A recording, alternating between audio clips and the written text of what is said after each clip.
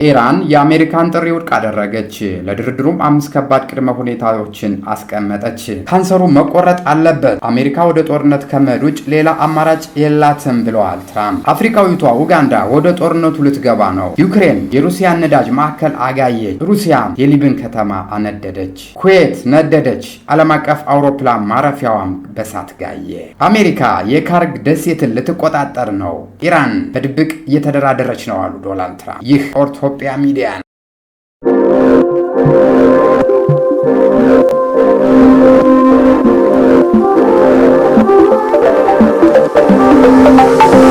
ሰላም ጤና ይስጥልን ክቡራንና ክቡራት የኢትዮጵያ ሚዲያ ተከታታዮች፣ በየዕለቱ ትኩስ እና ወቅታዊ ዓለም አቀፍ የፖለቲካ፣ የቢዝነስ፣ ፈጠራና ቴክኖሎጂ፣ ሃይማኖታዊ ኩነቶች፣ መዝናኛ እንዲሁም ታሪካዊ ክንዋኔዎችንና ዜናዎችን እናቀርባለን። በየጊዜው አዳዲስ መረጃዎች ለመከታተል ቀድሞ እንዲደርሶ ሳብስክራይብ እንዲያደርጉ በመጠቆም መረጃዎቹም ለወዳጅ ዘመዶ እንዲደርስ ሸር ያድርጉ። ቪዲዮውንም ላይክ እንዲሁም መጋቢ አስተያየቶን እንዲያስቀምጡልን በማለት ወደ ዕለቱ ዋና ዋና ዜናዎች እናልፋለን። ኢራን የአሜሪካን ጥሪ ውድቅ አደረገች። ጦርነቱን ለማቆም የቀረቡ 5 ከባድ ቅድመ ሁኔታዎችንም አስቀምጣለች። ኡጋንዳ ወደ ኢራን ጦርነት ልትገባ ነው። ኩዌት በኢራን ድሮን ተመታች። በዓለም አቀፍ አውሮፕላን ማረፊያ በእሳት እየነደደ። ሩሲያ የዩኔስኮን ዓለም አቀፍ ቅርሶች በድሮን ደበደበች። በሊብም ከተማ ታሪካዊ ስፍራዎችን በእሳት እየጋዩ። ዩክሬን የሩሲያን የነዳጅ ማዕከል አጋየች። በባልቲክ የባህር ላይም ከፍተኛ ፍንዳታ ተሰማ። ትራምፕ አሜሪካ ወደ ጦርነት ከመሄድ ውጭ ሌላ አማራጭ አልነበራትም አሉ። ካንሰሩ መቆረጥ አለበት ሲሉ አሜሪካ ለኢራን የመጨረሻ የተባለለትን ማስጠንቀቂያ ሰጠች። እስራኤልም ሊባኖስን እየደበደበች መሆኑ ተሰምቷል። አሜሪካ የኢራንን የነዳጅ ልብ የሆነውን የካርጎ ደሴት ልትቆጣጠር መሆኑን ተሰምቷል። ኢራናውያን ደሴቱን በፈንጅ አጥረውታል። በመካከለኛው ምስራቅ እልቂት እየጨመረ ነው። የሟች ቁጥርም ከቀን ወደ ቀን መጨመሩን ተነግሯል። ትራምፕ ሚስጥሩን አወጡ። ኢራናውያን በድብቅ እየተደራደሩ ነው አለ። ወደ ዝርዝር መረጃዎቹ ስናልፍ በመካከለኛው ምስራቅ እልቂት የሟች ቁጥር በክፉኛ እየጨመረ መሆኑን ተነግሯል። በመካከለኛው ምስራቅ የተቀሰቀሰው ጦርነት ወደ ማያባራለት እልቂት እየተቀየረ ነው ተባለ። በኢራን በእስራኤልና በአሜሪካ ወታደሮች ላይ ከፍተኛ የሰው ሕይወት መጥፋቱ ተመዝግቧል። የነዳጅ ዋጋና የዓለም ኢኮኖሚም ሰማይ ነክቷል። እስካሁን በደረሰን መረጃ መሰረት በኢራን በኩል 1500 ሰዎች መሞታቸው ሲረጋገጥ በአሜሪካ 13 የአሜሪካን ወታደሮች ሕይወታቸውን አጥተዋል። በእስራኤል ቢያንስ 18 ሰዎች የተገደሉ ሲሆን በባህረ ሰላጤው ሀገራት 22 ሰዎች የግጭቱ ሰለባ ሆነዋል። እስራኤል በኢራን ደቡብ ፓርስ የተሰኘው ግዙፉ የጋዝ መስክ ላይ ጥቃት መሰንዘሯን ተከትሎ የነዳጅና የጋዝ ዋጋ በክፉኛ ሁኔታ ጨምሯል። ይህም እንደ ሳውዲ አረቢያ፣ ኳታር፣ ኩዌት እና የተባበሩት አረብ ኤሚሬቶች ባሉ ሀገራት ላይ ከፍተኛ ኢኮኖሚ ስጋት ፈጥሯል። ኢራን ለአሜሪካና እስራኤል ጥቃቶች ፈጣን ምላሽ ሰጥታለች። የኢራን ሚሳኤሎች እና ሰው አልባ አውሮፕላኖች በእስራኤል ውስጥ የሚገኙ ወታደራዊ ኢላማዎችን እንዲሁም በመካከለኛው ምስራቅ የሚገኙ የአሜሪካ ወታደራዊ ካምፖች ላይ ከባድ ጉዳት አድርሰዋል ተብሏል። ይህ ጦርነት የቀጠናው ሀገር ብቻ ሳይሆን የዓለም ሰላም ስጋት መሆኑን ቀጥሏል። የሟች ቁጥርም ከዚህ ሊጨምር እንደሚችል ነው የተነገረው። ወደሚቀጥለው ዜና ስናልፍ ትራምፕ አሜሪካ ወደ ጦርነት ከመሄዱ ውጭ ሌላ አማራጭ አልነበራትም፣ ካንሰሩም መቆረጥ አለበት ብለዋል። ፕሬዚዳንት ዶናልድ ትራምፕ አሜሪካ ወደ ጦርነት ከመግባት ውጭ ሌላ አማራጭ አልነበራትም በማለት በይፋ ተናገሩ። ካንሰሩም መቆረጥ ነበረበት ሲሉ የገለጹት ትራምፕ ይህ እርምጃ በዓለም ኢኮኖሚ ላይ ምን ሊያስከትል እንደሚችል አስቀድመው አስበውት ነበር። ዝርዝሩን አብረን እንይ። በዋሽንግተን በተካሄደ የሪፐብሊካን የገቢ ማሰባሰቢያ ዝግጅት ላይ የተገኙት ትራምፕ በኒውክሌር ጦር መሳሪያ ባለቤት ለመሆን የምትጥረውን ኢራን ካንሰር ሲሉ ጠርተዋታል። ፕሬዝዳንቱ እንደተናገሩት የዩናይትድ ስቴትስ ይህንን ስጋት ለማስወገድ ወደ ግጭት ከመግባት ውጭ ምንም አማራጭ አልነበረባትም ብለዋል። ትራምፕ ስለ ሁኔታው ሲያብራሩ እንዲህ ብለዋል። ሁኔታው በጣም የከፋ እንደሚሆን አስብ ነበር። የነዳጅ ዋጋ በጣም ይጨምራል፣ የአክሲዮን ገበያውም ይወርዳል ብዬ ጠብቄ ነበር። ነገር ግን በአጭር ጊዜ የሚፈጠር የኢኮኖሚ መዋዠቅ ለእኔ ምንም ለውጥ አያመጣም። እኛ ማድረግ ያለብንን ካንሰሩን ማስወገድ ነበር። ያ ካንሰር ደግሞ የኢራን የኒውክሌር መሳሪያ አቅም ነው ብለዋል።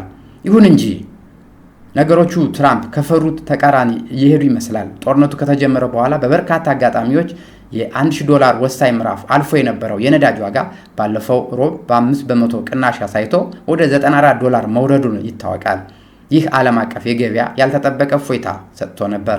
ትራምፕ ካንሰሩን መቁረጥ ነበረብን ሲሉ የወሰዱት እርምጃ ቢከላከሉም የጦርነቱ የረጅም ጊዜ ኢኮኖሚያዊ ጫና ግን አሁንም አነጋጋሪ እንደሆነ ነው የቀጠለው። እስራኤል በበኩሏ በትራምፕ ንግግር መደሰቷን የአሜሪካ እርምጃ ሙሉ በሙሉ እንደምትደግፍ ስትገልጽ፣ በአሜሪካ ውስጥ ያሉ ዲሞክራሲያዊ ፓርቲ አባላት ጦርነቱ የዓለምን ሰላም ያናጋል እንጂ መፍትሄ አይሆንም በማለት ትራምፕን እየተቹ መሆኑን ነው የተጠቀሰው።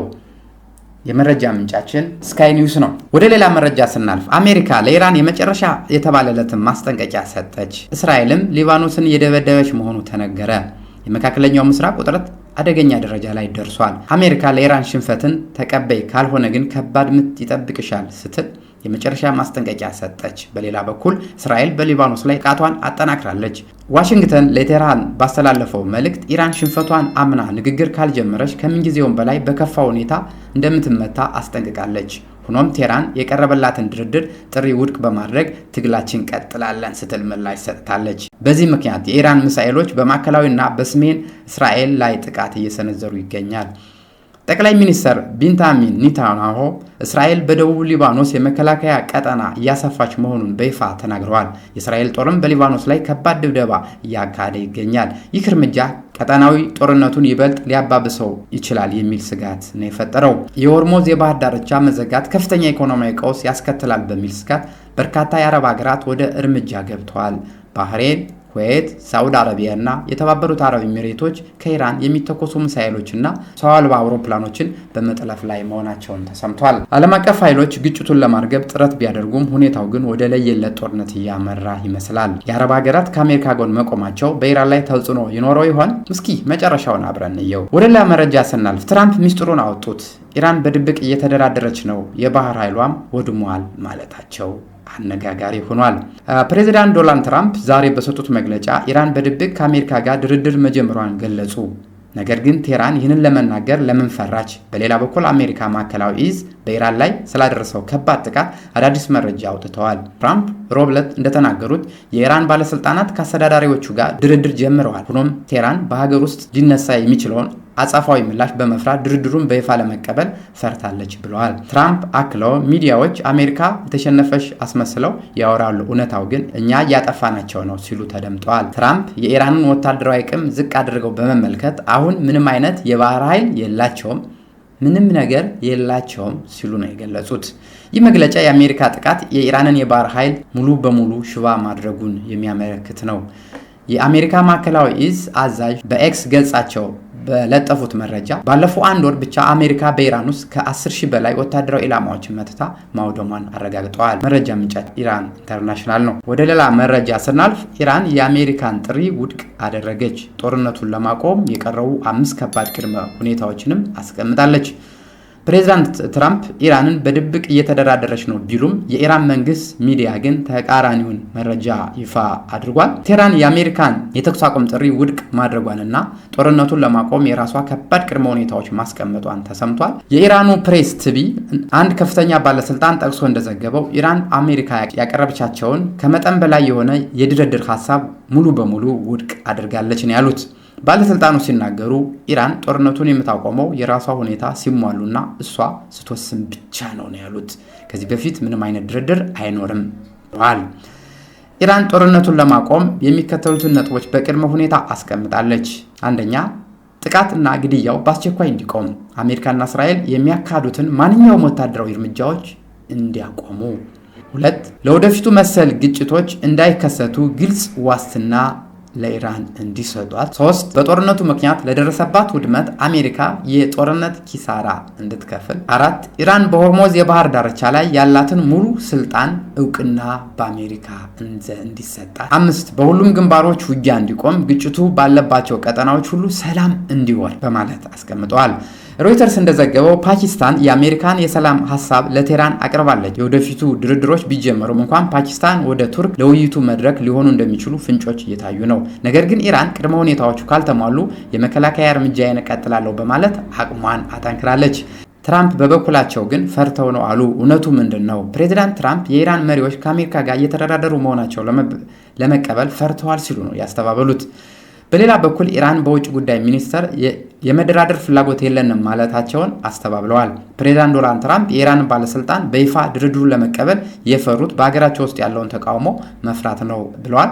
ሆኖም የኢራን የውጭ ጉዳይ ሚኒስትር አባስ አግሪቾ ለመንግስት ሚዲያ በሰጡት መግለጫ ኢራን ለአሁን የመደራደር ሙሉ በሙሉ ፍላጎት የላትም፣ እርሷም መከላከሏን ትቀጥላለች በማለት ነው የትራምፕን ንግግር ሙሉ በሙሉ ውድቅ ያደረጉት። ዋሽንግተን ዘጋቢዎች እንደሚሉት ትራምፕ ጦርነቱን በምን አይነት ስልት መደምደም እንዳለበት አሁን የጠራ ሀሳብ አልደረሰም ብለዋል።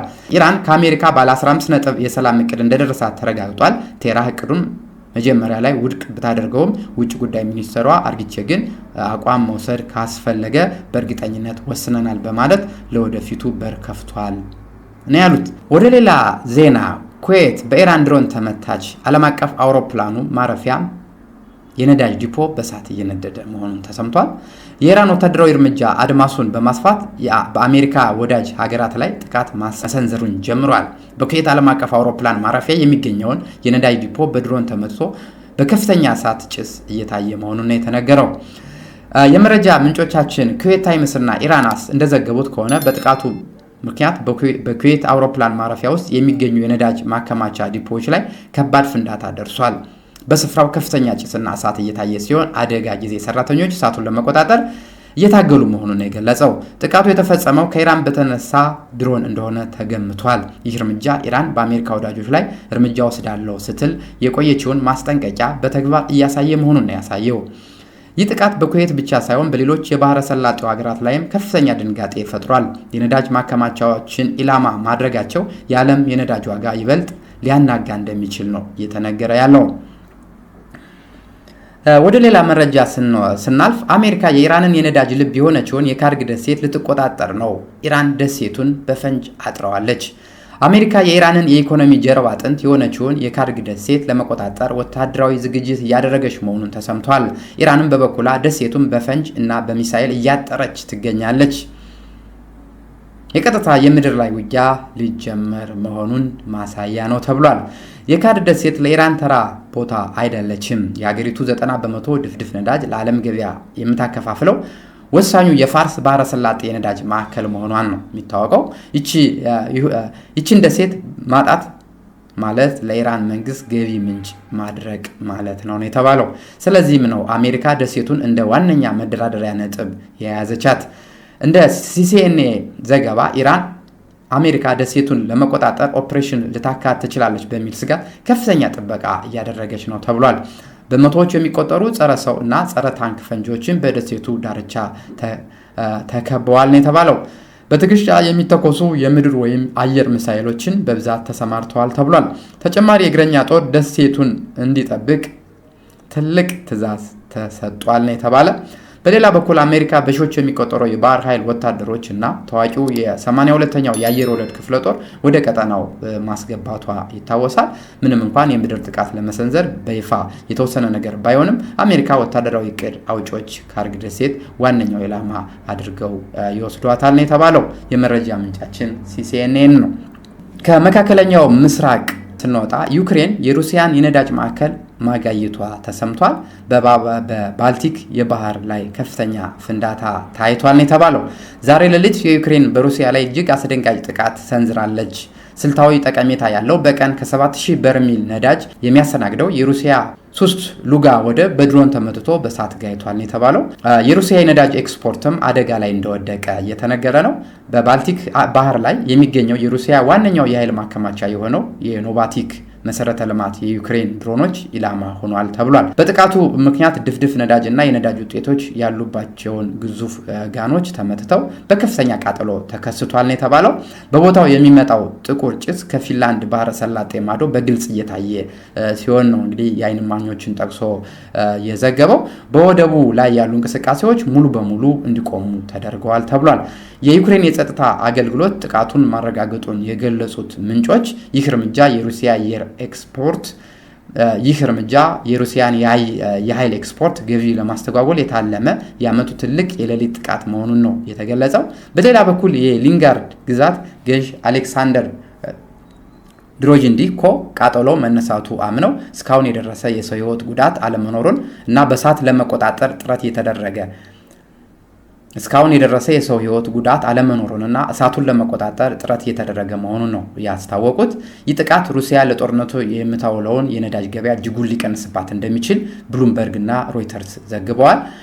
ዩክሬን የሩሲያን ኢኮኖሚ የጀርባ አጥንት የሆነውን የነዳጅ ማከማቻውን ኢላማ ማድረጓ የጦርነቱን አቅጣጫ ወደ ሩሲያ እምብርት እየገፋው መሆኑን ነው የተነገረው። በሌላ ዜና ደግሞ ሩሲያ የዩኔስኮን የዓለም አቀፍ ቅርሶች በድሮን ደብድባለች። በሊቢብ ከተማ ታሪካዊ ስፍራዎችንም በእሳት ማገየቷ ተዘግቧል። በዩክሬን ሊቢብ ከተማ ላይ ያልተጠበቀ እና ዘግናኝ ጥቃት ተፈጽሟል ነው የተባለው። ሩሲያ በጠራራ ፀሐይ በሰነዘረችው የአጸፋ የድሮን ጥቃት የዓለም አቀፍ ቅርስ የሆነውን ቤተክርስቲያኒቷን እና የመኖሪያ ቤቶችን በእሳት ማገየቷ ነው የተነገረው። ከ1000 በላይ ድሮኖችን በ24 ሰዓት ውስጥ አዝንባለች ተብሏል። ጥቃቱ ኢላማ ያደረገው በዩኔስኮ ዓለም አቀፍ ቅርስ የተመዘገቡ ስፍራዎችን በ17ኛው ክፍለ ዘመን የተገነባውን ታዋቂው የቅዱስ እንድሪያስ ቤተ ክርስቲያን እና የበርናርዲን ገዳም በጥቃት ክፉኛ መጉዳቷን የተነገረው። የቤተ ክርስቲያኑ አባሪ ህንፃ ተመትቶ በእሳት መያያዙን የተረጋገጠ ሲሆን ይህ በታሪክና በሃይማኖታዊ ቅርሶች ላይ የተሰነዘረ ጥቃት መሆኑን ዓለምን አስቆጥቷል። በከተማው የሚገኙ የመኖሪያ ህንፃዎች ላይም ከፍተኛ ውድመት መድረሱን የተዘገበው። በሶበርና አደባባይና በቸርቦና ካሊና ጎዳና ላይ ባሉ ህንፃዎች ላይ በደረሰው ፍንዳታ በአንድ ህንፃ ላይ ብቻ ከ1300 በላይ መስኮቶች ተሰባብረዋል ነው የተባለው። እስካሁን ባለው መረጃ ቢያንስ 32 ሰዎች በአካል ጉዳት የደረሰባቸው ሲሆን 7ቱ በክፉኛ መጎዳታቸውና ሆስፒታል መወሰዳቸውን የተነገረ። ይህ ጥቃት ለየት የሚያደርገው ሩሲያ በአብዛኛው ጊዜ በምሽት የምታደርገውን ጥቃት በዚህ ጊዜ ግን በጠራራ ፀሐይ መፈጸሟ ነው የተባለው። ሩሲያ ባለፉት 24 ሰዓታት ውስጥ ወደ 1000 የሚጠጉ የሻይዲን ድሮኖች በዩክሬን ሰማይ ላይ ልካለች ነው የተባለው። በሊቢብ ነዋሪዎች ዘንድም ጥቃቱ ከፍተኛ ድንጋጤ ፈጥሯል ተብሏል። ወደ ሌላ ዜና ስናልፍ በመካከለኛው ምስራቅ እስከ ምስራቅ አፍሪካ ያለውን የፖለቲካ ድባብ የቀየረ አንድ ያልተጠበቀ መግለጫ ተሰምቷል። ኡጋንዳ ወደ ኢራን ጦርነት ልትገባ ነው፣ ለእስራኤል እንዋጋለን። ጄኔራል ሙሁዚ ካይኔሩጋባ ሙሁዚ ካይኔሩጋባ የኡጋንዳው የጦር አዛዥ ጄኔራል ሙሁዚ በሀገራቸው እስራኤልን ለመከላከል ወደ ኢራን ጦርነት ለመግባት ዝግጁ መሆኗን በይፋ ተናግረዋል። የፕሬዝዳንቱ ዩሪ ሙሴቬኒ ልጅ እና የኡጋንዳ ጦር አዛዥ የሆኑት ጄኔራል ሙሁዚ ባስተላለፉት መልእክት እስራኤልን ለማጥፋት ወይም ድል ለማድረግ የሚነሳ ማንኛውም ወሬ ወደ ጦርነት ያስገባናል ብለዋል። እኛም ከእስራኤል ጎን ቆማለን ያሉት ይህ መግለጫ ኡጋንዳን በግጭት ውስጥ ያላትን ግልጽ አቋም ለመጀመሪያ ጊዜ ያሳወቀችበት ሆኗል ነው የተባለው።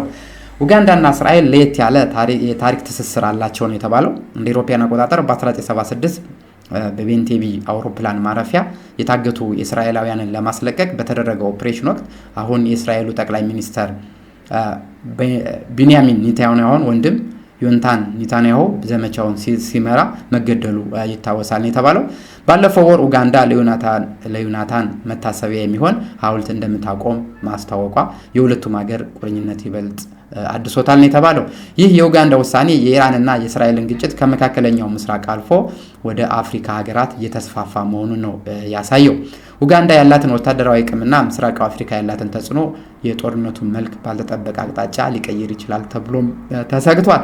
ኡጋንዳ ለዚህ ጦርነት ያላት ዝግጁነት በሌሎች የአፍሪካ ሀገራት ላይ ምን አንደምታ ይሰጥ? የአፍሪካ ህብረት ምላሽስ ምን ይሆን? የሰዓቱ የኦርቶፒያ ሚዲያ መረጃዎች ነበሩ። አብረውን ስለቆዩ እንዲሁም ቻናላችን ሳብስክራይብ፣ ሼር እና ላይክ ስላደረጉ ከልብ እናመሰግናለን። ቸር ቆዩ። ኦርቶፒያ የሁሉም ሚዲያ